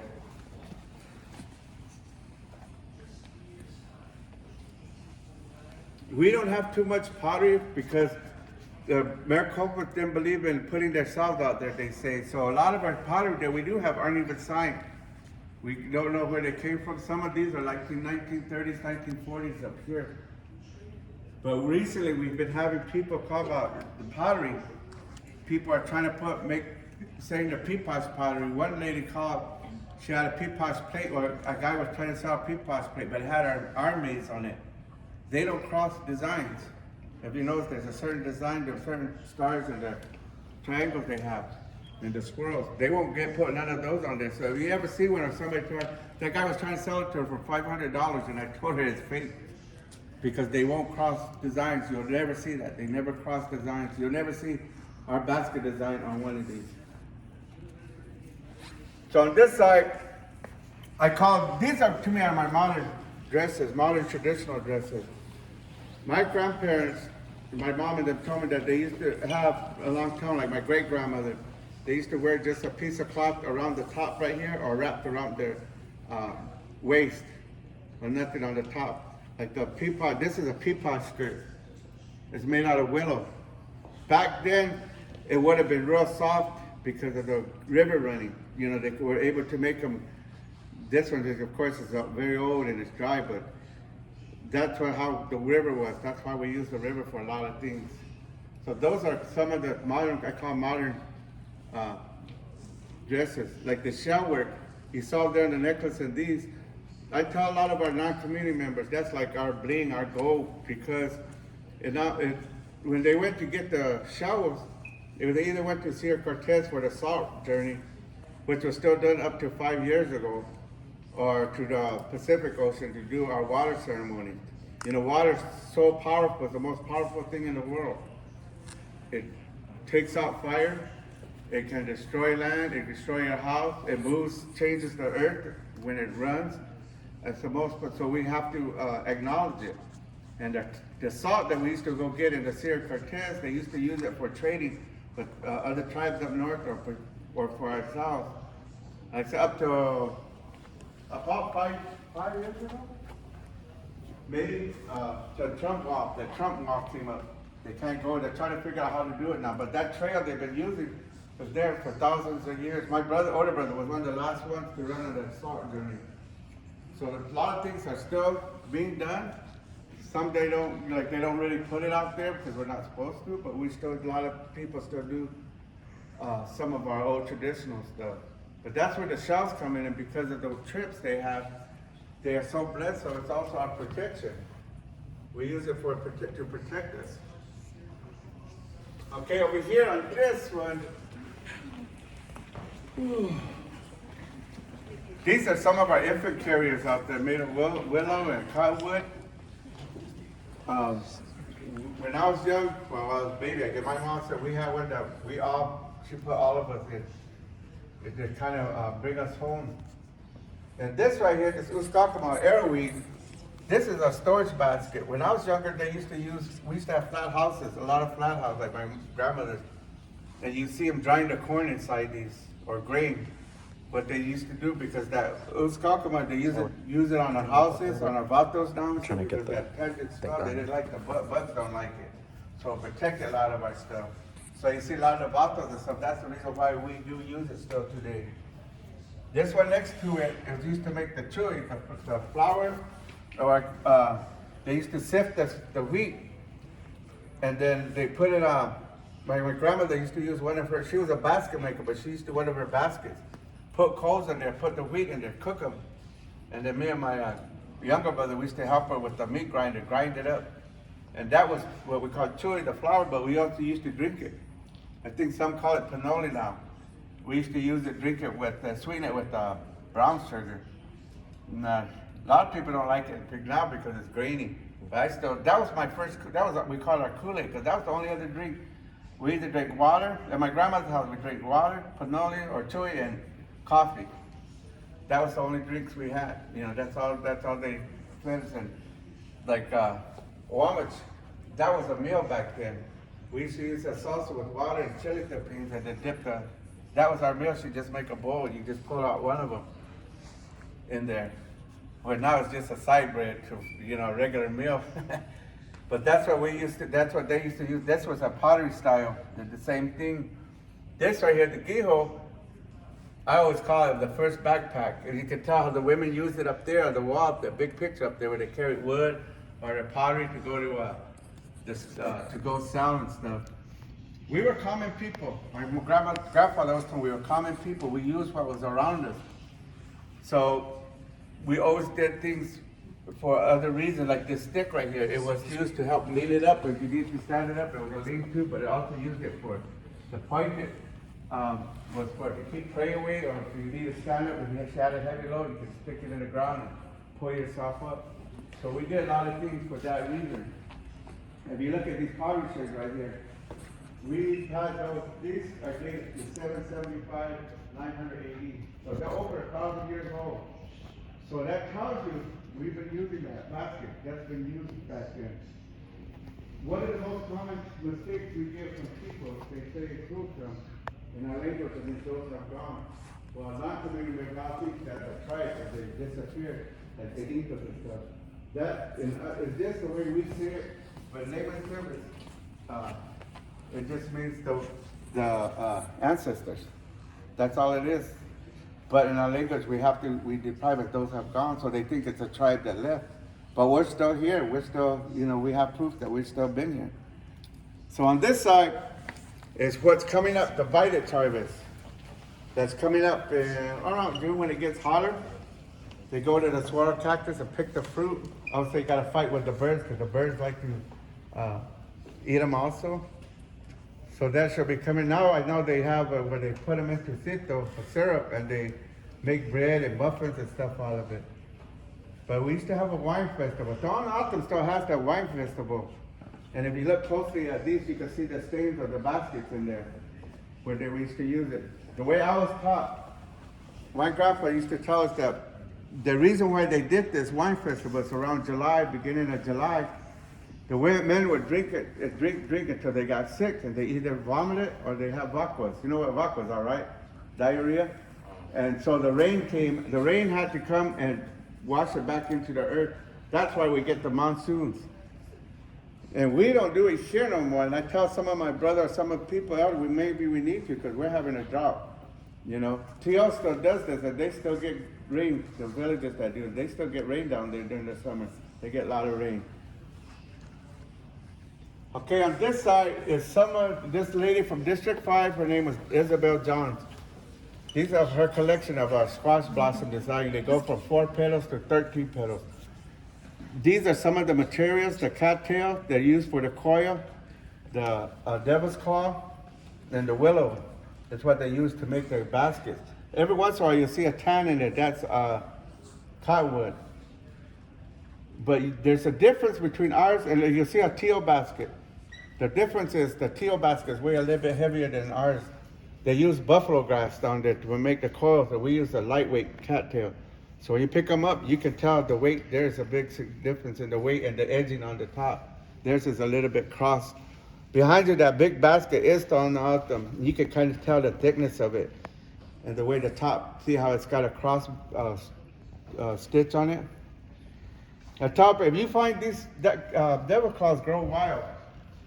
My grandmother, when she used to collect hers to put in a bundle like that, she'd take the seeds out, put them in a jar, and we used to go take the seeds from her and eat them. They're like a spongy, nutty flavor. They're real good. I tell people, if you get a chance, eat them, because they really do taste good. I used to get in trouble for it.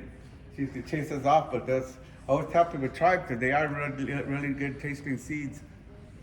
You have to take a lot to get full, but they're just small ones. To tell you how old these baskets are, that's the lady up here, Judge Isabel Johns. These are her grandkids.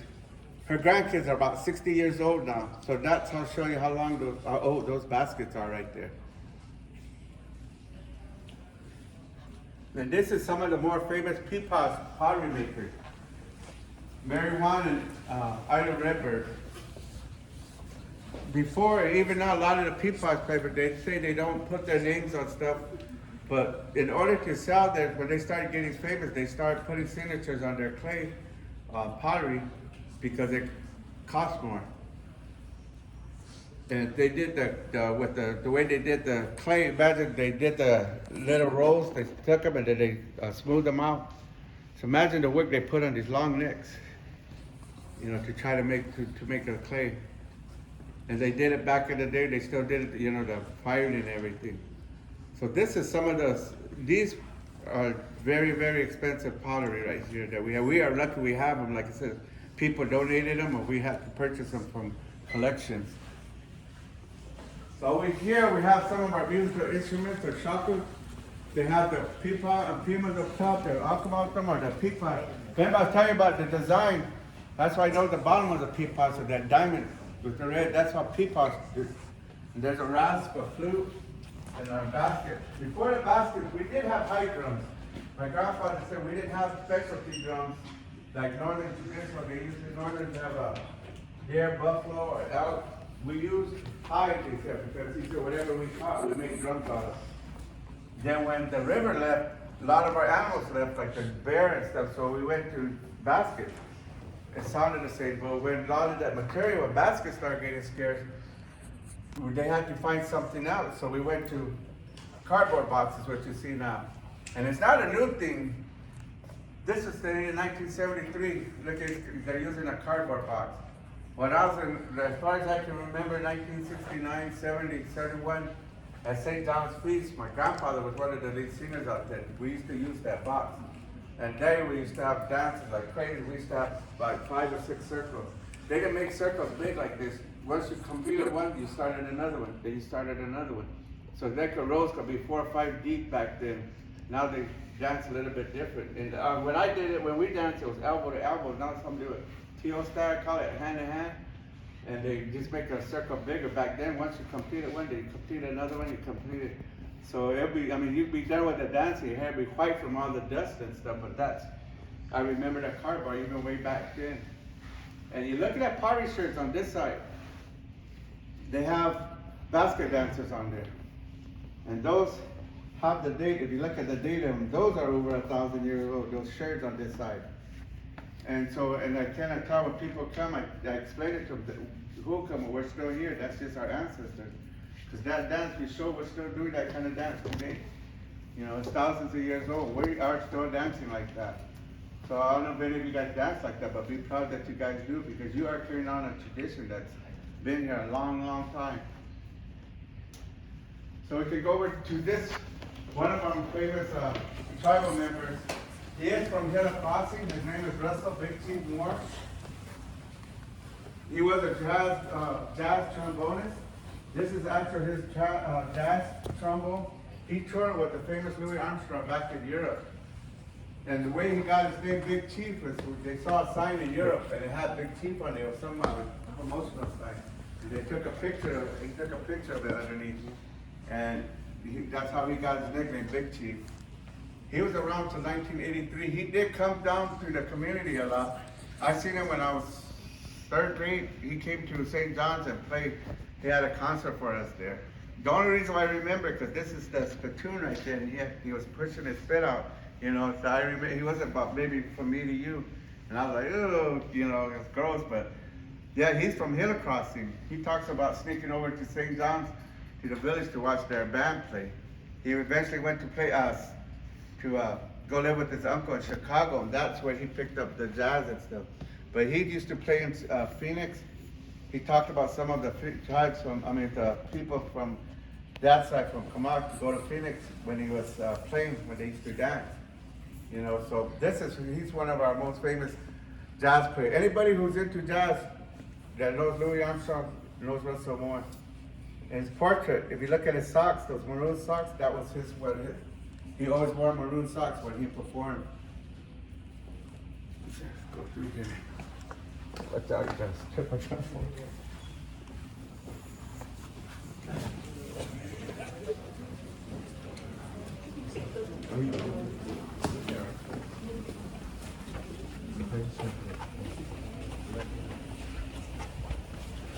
Okay.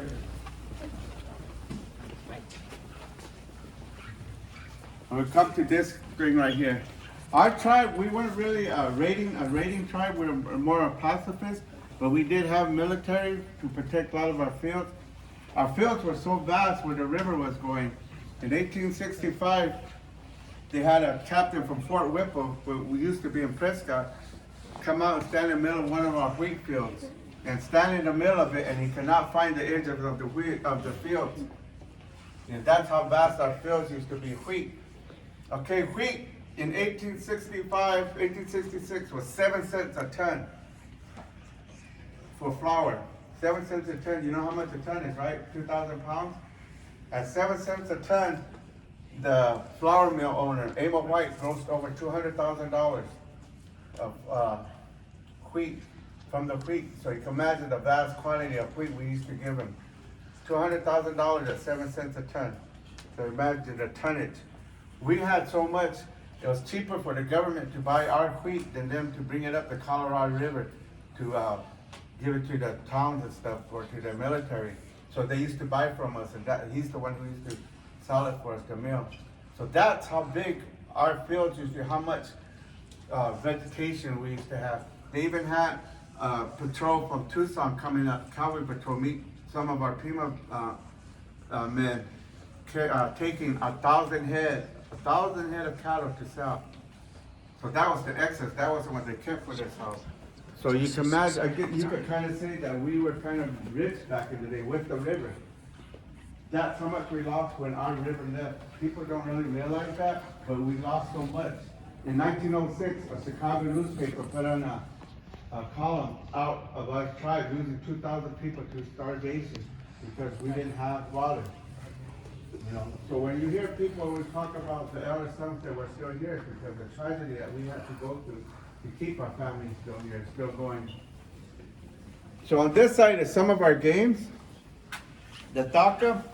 That's all I can tell you about that, because I'm not a woman. I don't know what, I know they have names for the sticks and stuff, but I cannot tell you that, because I'm not a woman.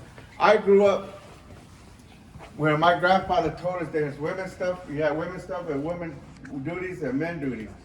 So that wasn't a man's thing, that's a women's thing, so I didn't learn about that.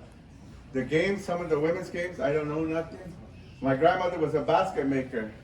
When she used to make the baskets, we couldn't be around her because we weren't women. My grandfather would get mad. We'd make us go chop wood or do stuff. So that's where I tell people, back in the day, when people, now they have this big movement about LGBT, we've always accepted it. But when I was young, if you're a woman wanted to be a man, you dressed like the man and you did man duties and were respected like a man. About man wanted to do women, you dress like the woman.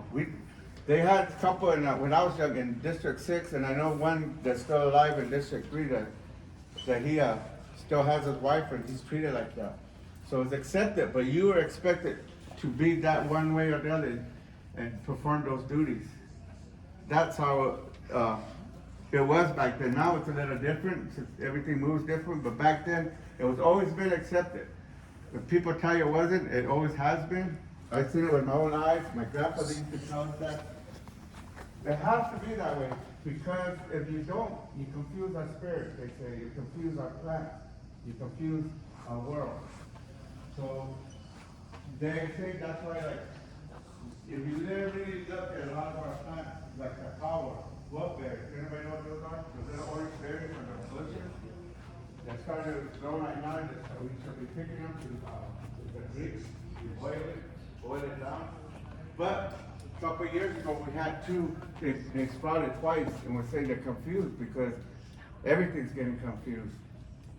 My grandfather told me in 1976, they were blowing up the first water tank on the west end of South Mountain, that if we don't protect our stuff or we don't take care of ourselves, we're gonna lose the mountain. Look at the 202 is gone. We're separated from that mountain. We don't have it no more. That's our most sacred mountain.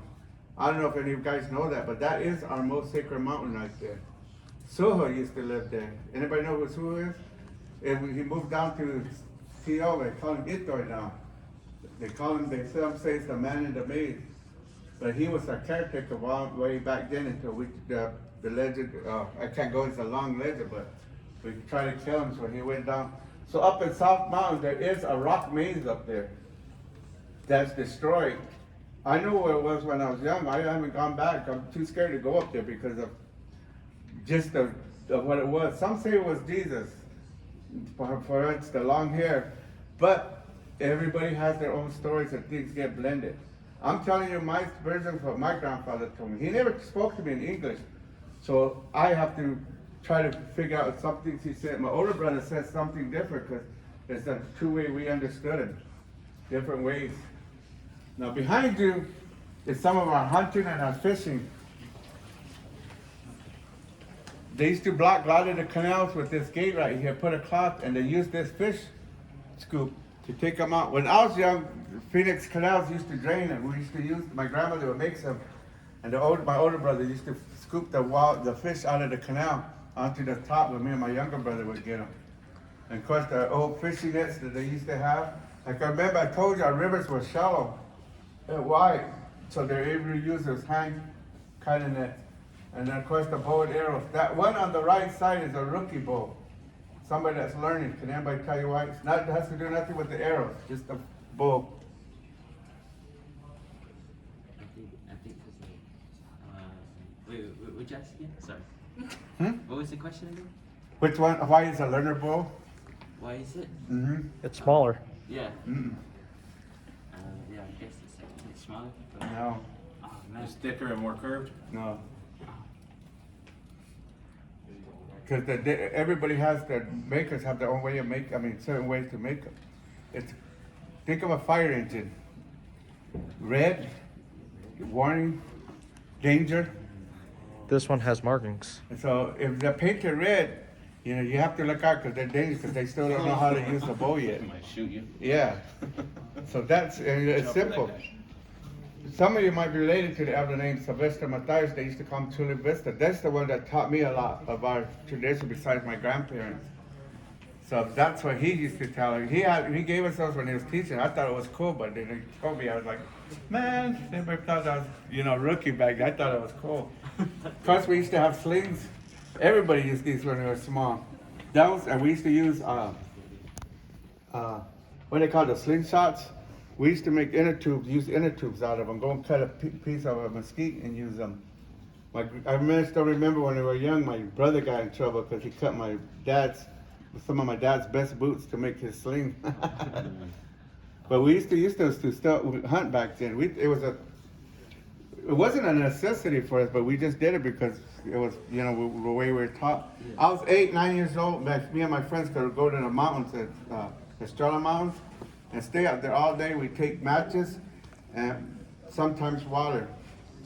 And we'd kill birds, quail, doves, rabbit, and we'd cook it out there. And that was why we ate. I mean, we didn't have to worry about coming back or going right into the McDonald's or anything like that. We could do it ourselves. This 7, 8, 9. I moved away when I was 10 years old. My dad got transferred to Nevada. So what I'm telling you, a lot of these things I was that young that we were able to walk around, do hunting, and do stuff. So it was nothing for us back then just to run out there or get on a horse, 3 of us on a horse, and go out and go just walk and just tour the mountains, just go run around. We used to go up to the mountains, and they still have them up there. During the winter time, during the summer, they fill up with the crevices come through. A lot of the rocks are eaten out by the water, so they have pools. You could go and jump, and some of them were real deep. But you could go swimming, and we used to climb up just to go swimming in them or drink the water. But that's why sometimes we didn't take water, and we knew the area we were just going. And this is also, you see these a lot. These are popular everywhere. You see them even on those survivor shows at the fish trap.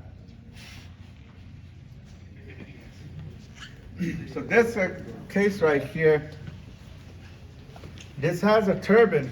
The turban kind of threw me off to me. I think it's a ritual, for a dress. The way I was taught about it, that way we used a cloth on top was because it was mostly used to cover your head, but in case you got wet, it was a ribbon to tie it on. You could tie it with trees. What's this in the day?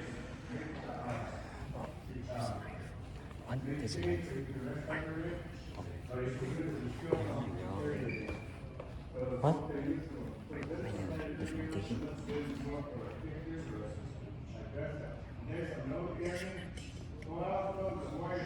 Who? No, they are?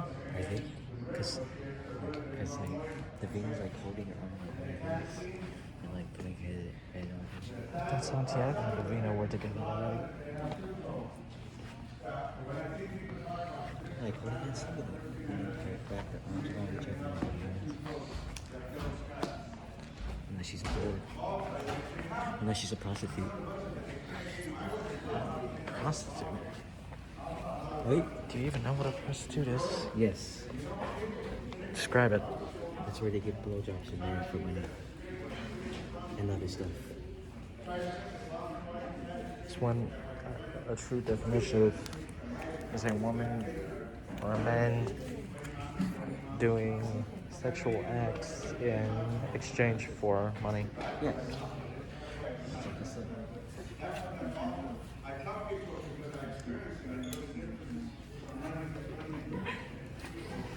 Do not let her get it.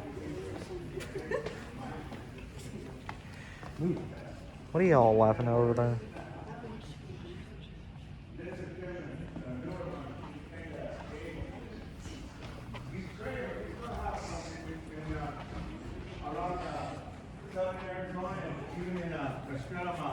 On this side, there are some trails. And they have to find rock in there, so during the summer, during the night, they can see at night, travel at night, instead of during the day, middle of the day where it's hot.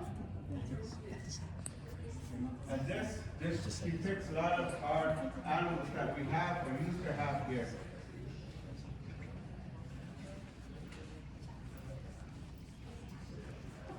Some of them aren't in here, like the bear's up north now. But we do have bighorn in the Sierra Mountains. The fish are no longer here. The tortoise, when they put the 202 in, they used to migrate from the desert to the South Mountains. I'm worried, but I don't know how they're going to do that now. That's one of the reasons why we fought. They were talking, we just don't want it, but there's reasons like here,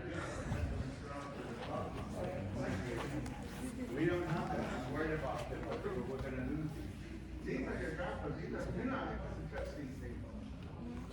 We do not touch these. 2 hours. My phone's almost dead. It's literally under 10% power. What? I got 2 hours of phone.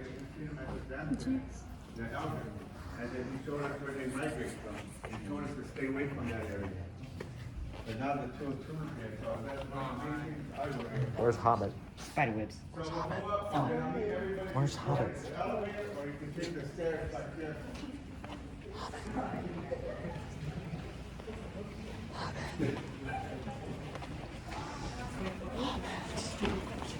Where's Hobbit?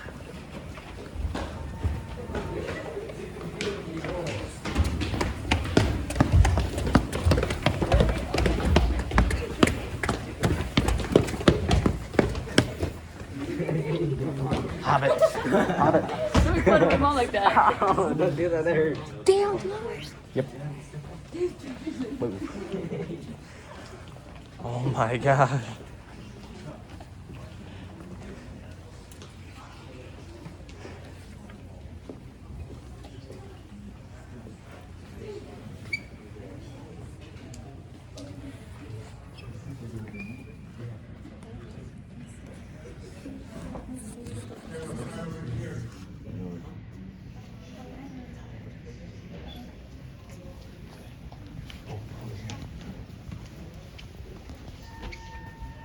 You guys, we're over here. They need to go to the restroom.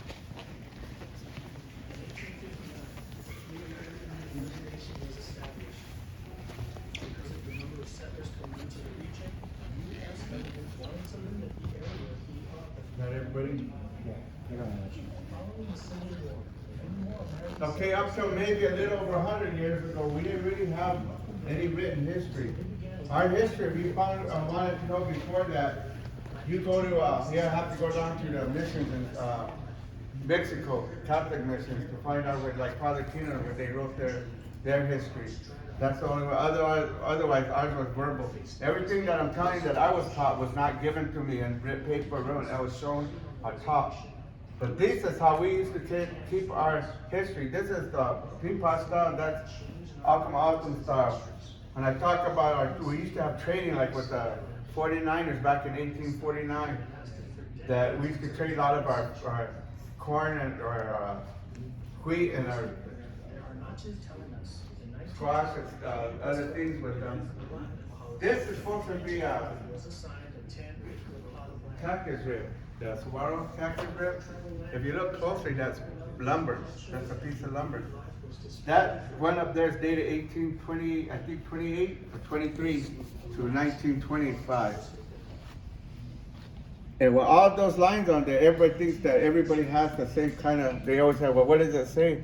But that's their own person's version. Behind it, there's 3 different stories of Amo, or Omni White, who was a mill owner where during the Civil War, he was captured by the Confederates. So they all have their own versions of that story. And they did not only keep local history, they do have some world history. One they did find where they had one of the, what's the balloon, the big old blimp that, Hindenburg. The Hindenburg. One of them does say on there where the Hindenburg, it talks about the Hindenburg. We do have some of the history on there, not only from here, from worldwide. It's like a lot of other Native Americans do, like Lakota. They do, NASA goes to for a lot of stars, a lot of space things, they go to there because of their belief of what they have seen. It's not heard about, but that's what they are. Can I get everybody over here? Because I'm going to talk to you guys about something. just like I told the other two, you know, you guys are out running around, you guys aren't really respecting. This one here, you guys should respect the most, because these are your ancestors. Your families might have done some of these baskets or some of this pottery. And you should respect them in that way, not talking, not moving around. I ask you to listen to me, because in the future, you might need something that I tell you that you might remember. My grandfather told me a lot, and I use a lot of it now. Like before, I tell people, you know, I wasn't always an angel. I'm not as good as I am now. I used to be bad, just like everybody else. But this year will be 22 years old because I went back to my tradition of stuff. I was living a hard life, doing stuff, things were happening to me.